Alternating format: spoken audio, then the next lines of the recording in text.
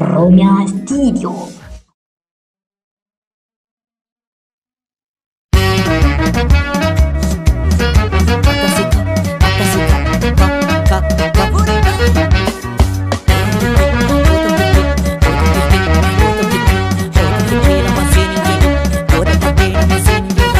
Gadaan tokkummaaf jaalala, gadaan jaalala, gadaan tokkummaaf jaalala, gadaan jaalala, dhugaan karaarraan dhabuu wal ta'uu tonuu fala.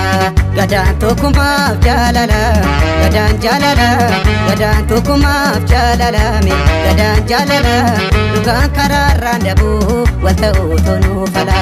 Warri bookuuf kaalacha Yaa walee, ayyaana qajeelfatu yaa walee, kan barbaannu dhugaa yaa walee hin feenu dubbii dabaa jiraa numaatu walee firaa. Warri bookuuf kaalacha yaa walee, ayyaana qajeelfatu yaa walee, kan barbaannu sagummaadha hin feenu dubbii dabaa jiraa numaatu walee firaa.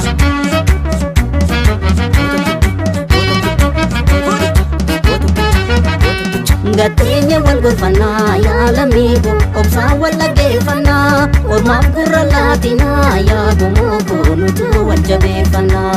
Gateenya wal golfannaa yaa lammiigo obsaan wal dhaggeeffannaa ormaaf gurra laatinaa yaa gumuugo nutu wal jabeeffannaa.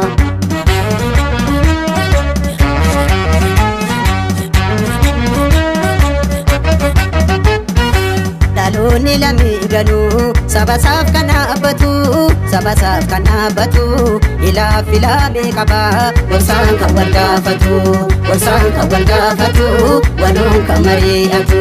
Yaa walee numa kan walii galee, yaa walaa numatu walii gala. Yaa walee numa kan walii galee, yaa walaa numatu walii fala.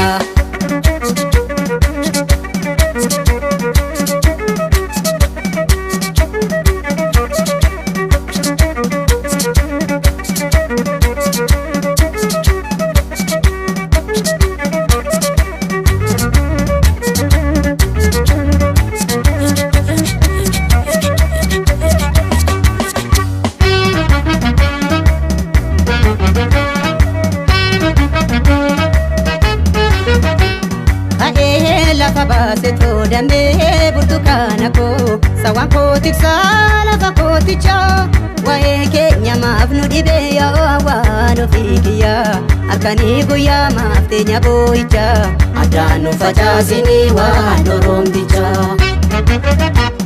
Mariidha walaa furruu filaa yaadaloota koo duudhaa sakalee sana deebisaa ittiin bulmaata sabaa gadaatu nu beeksisa abbootii biyyaatu nu eebbisa kanaafuu addunyaanuu isa leellisa.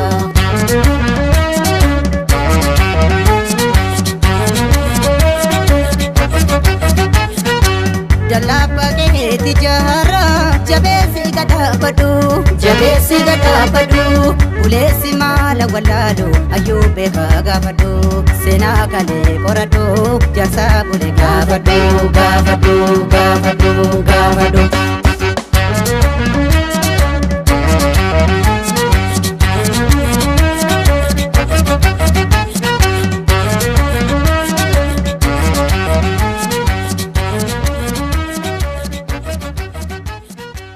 Afronia Studio.